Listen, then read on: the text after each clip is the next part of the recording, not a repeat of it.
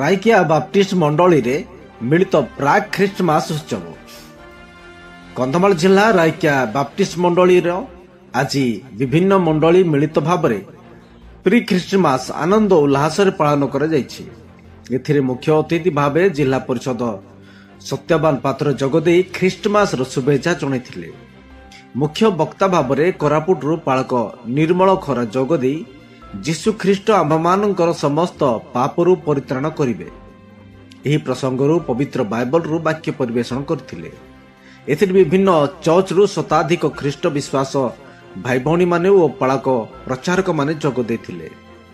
କାର୍ଯ୍ୟକ୍ରମରେ ଯୀଶୁଙ୍କ ଗୌରବ ଉଦ୍ଦେଶ୍ୟରେ ଗୀତ ନୃତ୍ୟ ପରିବେଷଣ କରାଯାଇଥିଲା ଓ ଏହି ଉତ୍ସବକୁ ରାଇକିଆ ବାପ୍ଟିଷ୍ଟ ମଣ୍ଡଳୀର ସମ୍ପାଦକ ଶରତ ଚନ୍ଦ୍ର ନାୟକ ପରିଚାଳନା କରିଥିବା ବେଳେ ଶତାଧିକ ଶ୍ରଦ୍ଧାଳୁ କାର୍ଯ୍ୟକ୍ରମରେ ଯୋଗଦେଇ ଆଶୀର୍ବାଦ ପ୍ରାର୍ଥନା କରି ପ୍ରାକ୍ ଖ୍ରୀଷ୍ଟମାସ ପର୍ବ ପାଳନ କରିଥିଲେ।